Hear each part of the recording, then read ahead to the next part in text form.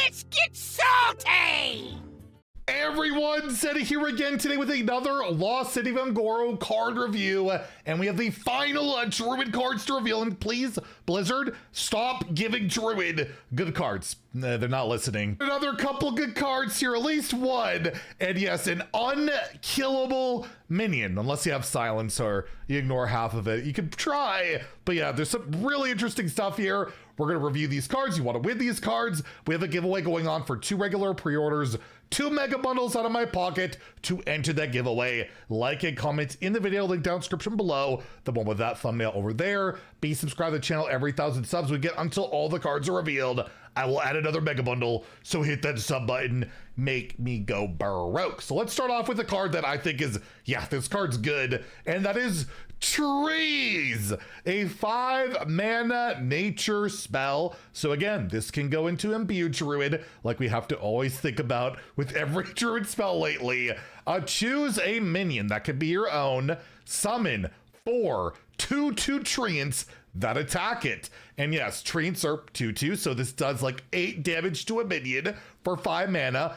Obviously, probably, I would think it's a throwback to Bees. Oh, not the Bees, but yes, Bees, which was a pretty good card. It saw play in token decks. It saw play with Linecracker Druid. And yeah, for 2 more mana, you get double the stats plus treant synergy, which is absolutely relevant. And yeah, if this hits into like a 0 attack minion, say that Death Rattle card we took a look at earlier, all of a sudden I got 4 2/2s and whatever that Death Rattle spawns. So this could be like a own self-activation thing. Issue is, it is 5 mana. It is somewhat expensive, but a 5 mana 8/8 proactive 8/8 that you might have some stuff left over. Like if you have this attack into, let's say, a 4 health minion, the 2 2/2s will die, or a 4 health minion that has to attack. The 2 2/2s will attack it and die. The other 2 will remain. As long as there's nothing to attack into with health, it will stick around. It won't overkill or anything like that. So it could be decent board presence.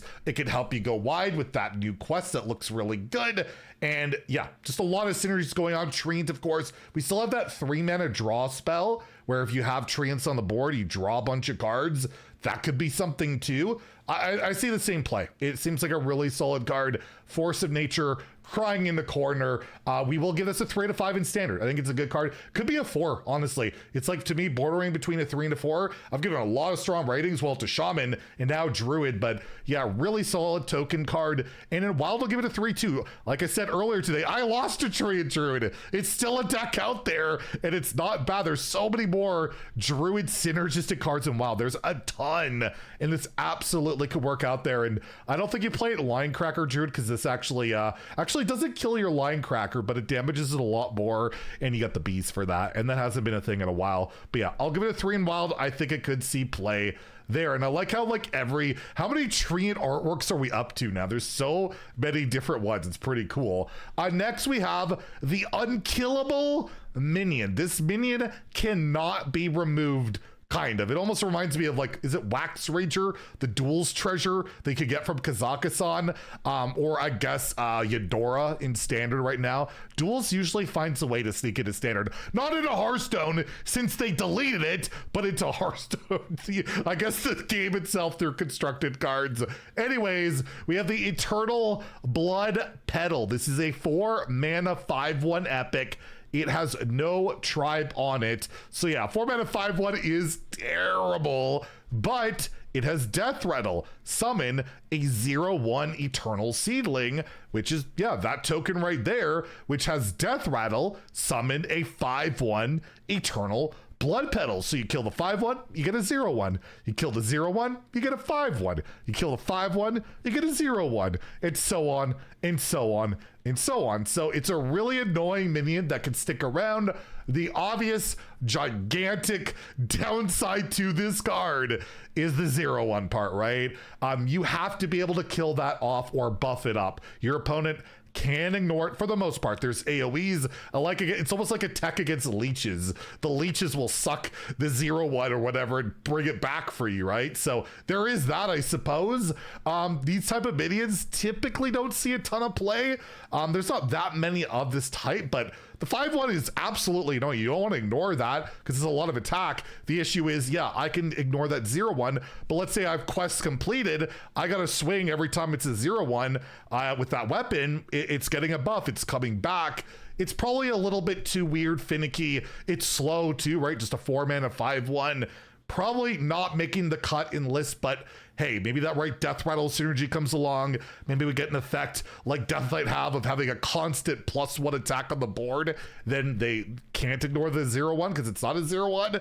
But as it stands, I'm gonna give it a 2 out of 5 in standard, a 1 in wild where I think it's astronomically too slow, but it is a pretty cool card that you never know. And you know, people like Mark and Alticon and Dade and all these people will make some degenerate card work with it. Maybe the Umbra card, filling the board with Eternal Seedlings or something. I don't know. But yeah, I'm not seeing it as a reality as a constructed card. And oh my goodness, Druid just got hard removal, but not really. It is the life cycle. Yes, Druid historically never gets hard removal unless it's kind of bad. And hey, this is kind of bad. You get 1 mana, destroy a minion, so that could destroy that 0/1. Boom, not bad. Summon a random minion of the same cost to replace it. And it is important to note that for the Eternal Seedling is 4 mana. It's not like it's a 1 mana 0/1. It's 4 mana. So let's say I kill that, I get my 5/1 back, and I get another 4-drop. That's something. That's all right. Or this also could just be used with like cards that, let's just use as an example. No, it's not in standard right now, but there was like the 4 mana or the 7 mana 4/4 rusher for Druid that becomes 0 with spells played. Like you play that for 0 and then you life cycled it, you would get a 7 cost minion, right? Instead, that would be pretty good. Like you could value trade and get a 7. Obviously that's not in standard, but that's like an idea of this card. I could cheat out like an expensive cost minion and then destroy it. I could get something big, or just, I guess, Imbue Druid, right? This is a nature spell. Imbue Druid, I get a 10 cost golem. I could kill it off and get a random 10 drop. Do I want to do that? Not really, but I could. So just throwing that out there. And yeah, in terms of using it on the opponent's minions, it's not particularly great, but if someone's buffed something up, it can almost be like a pseudo silence. But overall, yeah, when you're targeting an enemy minion and you give them something at the same cost, it's not typically very beneficial. It's pretty niche situation out there. Maybe with the Booty Fin Bagar, is that still in standard? I don't think it is, but if it is, that would be a combo for 6. That's terrible, but it would work, right? But overall, yeah, I feel like this is more just on your own stuff. This isn't really removal for your opponent's stuff. On average, it's not going to be the best idea in the world. You need self-synergistic stuff. So again, we're looking at the Eternal card. We're looking at that card earlier that gives you the 4/2/1s, right? Maybe just you have enough synergy for it to work that it makes the cut. I'm actually giving this a 3.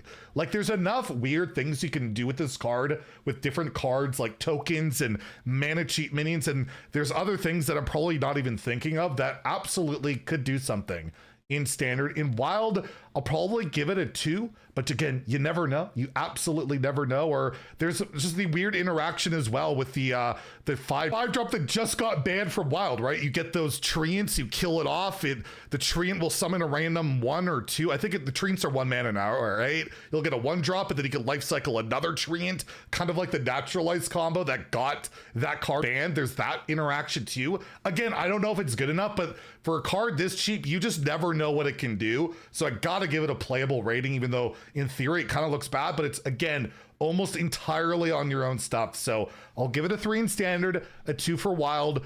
Don't sleep on this one. The life cycle might bring life to some weird deck. I don't know. That was cringe. Anyways, that's all the Druid cards for today. I believe that's all the cards period for today. Tomorrow, I believe, is Demon Hunter Day. We have a card reveal, and I think there's like 2 more. So yeah, check out the reviews tomorrow, and we should have a pretty fun reveal where I'm going to be squashing. There's been a lot of bugs in Hearthstone, so maybe it's time I take care of some bugs. You know, it's been getting bad. There's your hint. Anyways, if you enjoyed the video, please like and subscribe. Have a great day, and stay salty, my friends.